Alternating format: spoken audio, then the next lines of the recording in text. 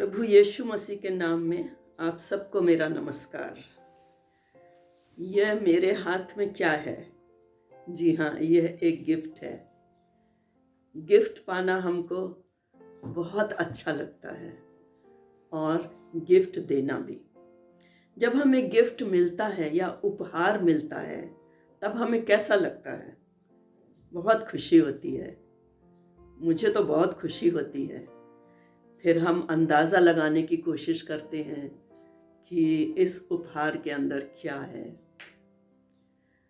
और हम उसको हिलाते हैं, डुलाते हैं और कोशिश करते हैं पता लगाने की कि इसके भीतर क्या है। बाइबल बताती है कि परमेश्वर ने भी हमें एक उपहार दिया है और ये उपहार है प्रभु यीशु मसीह। और बाइबल में एक वचन है जो इस प्रकार से लिखा है, 2 कुरिन्थियों 9:15 में लिखा है कि परमेश्वर को उसके उस उपहार के लिए जो वर्णन से बाहर है धन्यवाद हो। ये जो परमेश्वर का उपहार है ये वर्णन से बाहर क्यों है और इसका वर्णन करना क्यों मुश्किल है? क्या अजीब बात है, क्या विचित्र बात है इसमें। हमको शब्द ही नहीं मिलते कि हम परमेश्वर के इस उपहार का वर्णन करें। गॉड्स इनडिस्क्राइबेबल गिफ्ट, यीशु मसीह। ऐसा क्यों कहा गया है?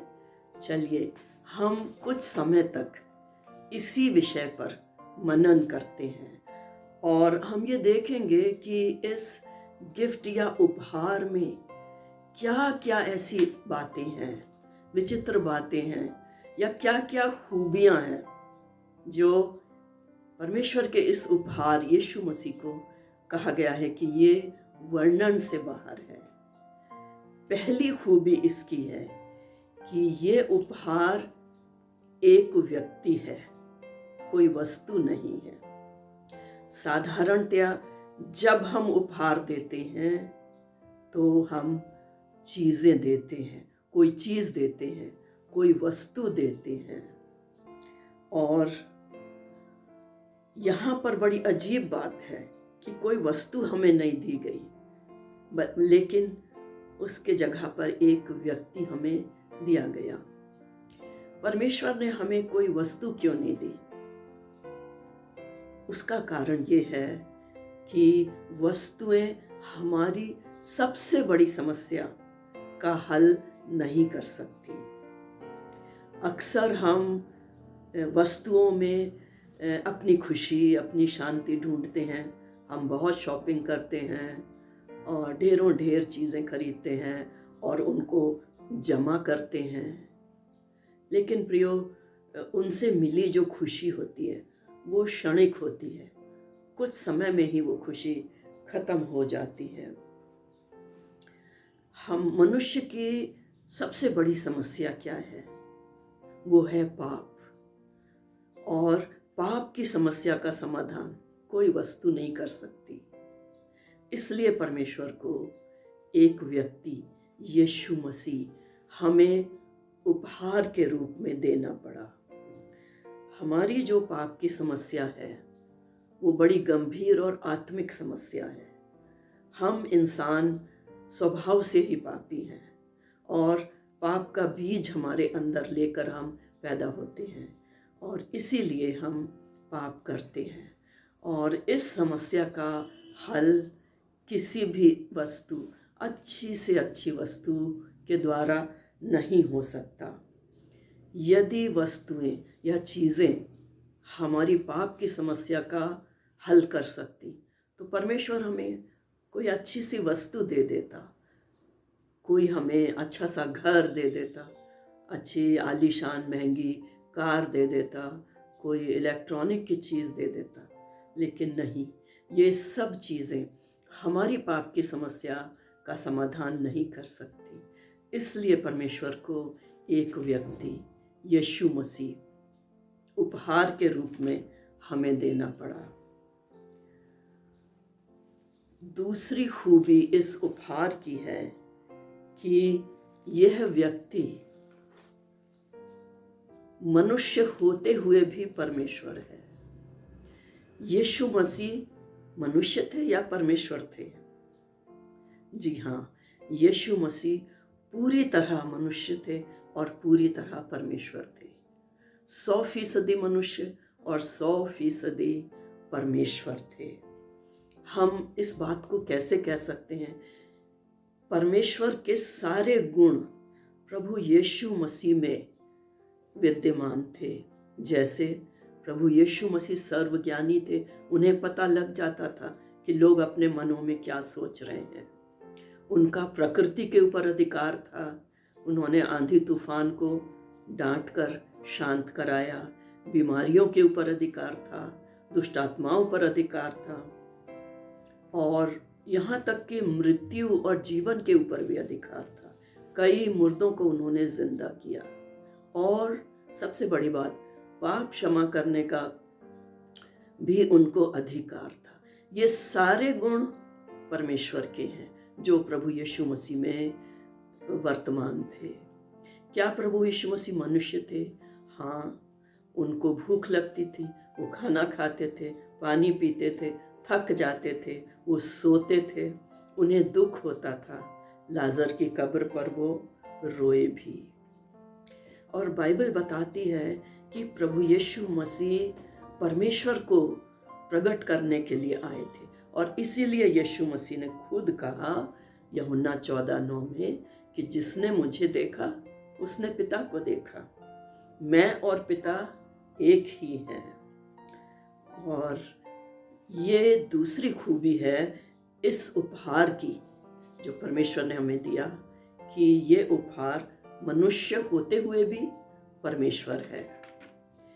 तीसरी खूबी इस उपहार की कि ये उपहार स्वर्ग से आया है, पृथ्वी से नहीं। पृथ्वी की जितनी चीजें हैं, बातें हैं, पृथ्वी के जितने उपाय हैं, उन सब के ऊपर पाप की छाप है। पृथ्वी की चीजों को हम कह सकते हैं मानवीय उपाय। पाप की समस्या के समाधान के लिए मनुष्य के जो उपाय हैं वो किसी काम के नहीं हैं। इसलिए यीशु मसीह को स्वर्ग से परमेश्वर को भेजना पड़ा। मनुष्य के या संसार के उपाय क्या हैं? अच्छे काम करना, सेवा करना, दान पुण्य वगैरह वगैरह। लेकिन पाप की समस्या के लिए ये सब व्यर्थ है। इसलिए परमेश्वर को पहल करनी पड़ी और प्रभु यीशु मसीह को स्वर्ग से हमारे लिए भेजना पड़ा।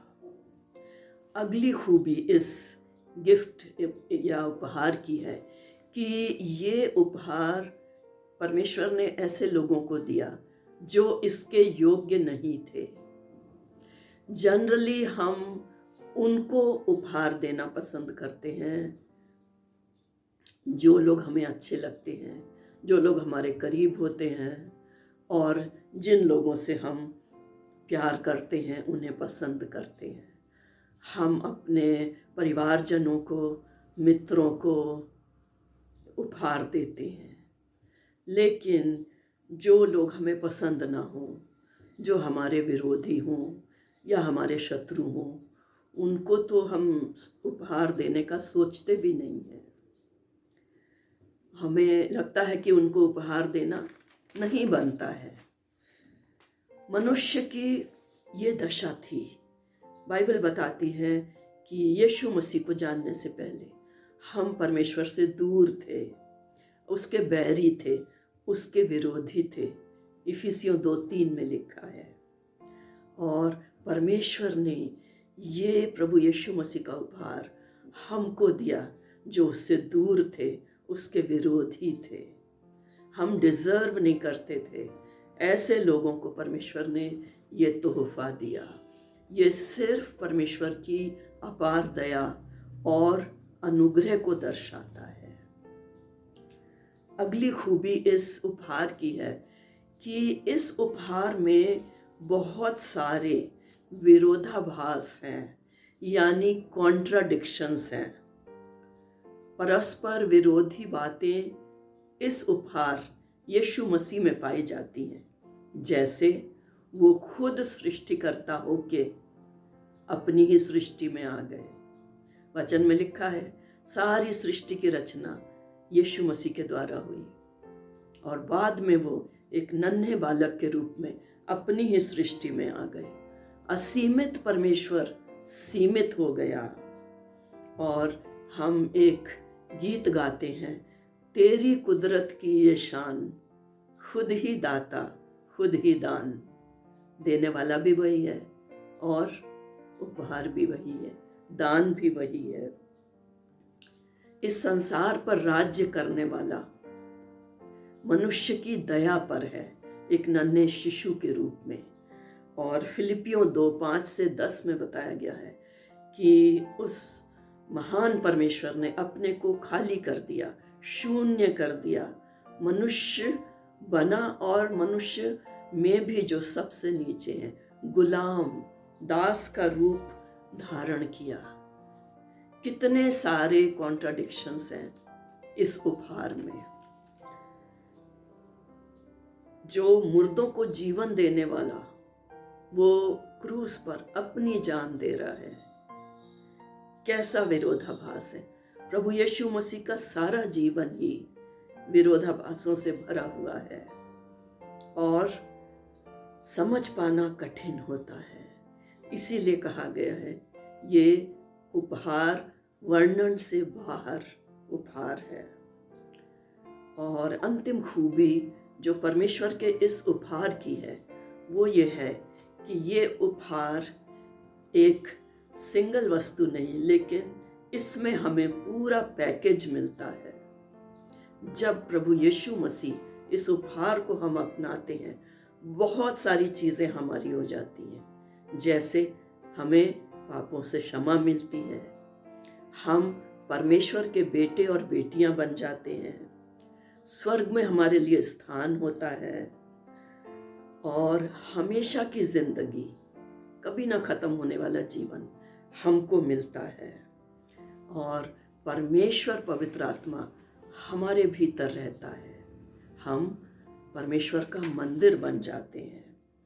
हर एक आत्मिक आशीष में हम हिस्सेदार होते हैं। और बड़ी खूबसूरत बात कि प्रभु यीशु मसीह खुद हमें लेने आने वाले हैं।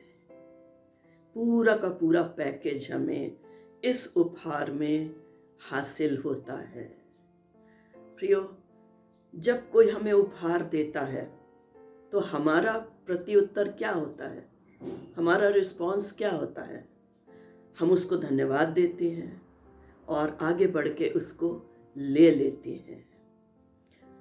परमेश्वर ने ये वर्णन से बाहर उपहार प्रभु यीशु मसीह हमको दे दिया और इसी चीज़ को हम क्रिसमस के समय में सेलिब्रेट करते हैं, इसी की हम खुशी मनाते हैं। अब सवाल ये उठता है कि परमेश्वर के इस उपहार को क्या हमने आगे बढ़ के लिया है?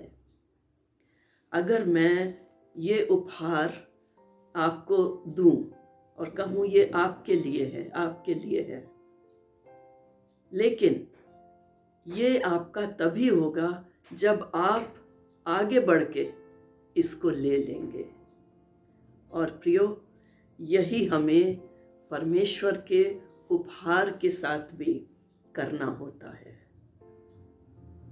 इस क्रिसमस टाइम पर सोचिए, अगर आपने परमेश्वर के इस उपहार को अभी तक स्वीकार नहीं किया है तो आप इस विषय में सोचिए और उचित कदम उठाइए, आगे बढ़कर परमेश्वर के इस उपहार को ले लीजिए। आमीन।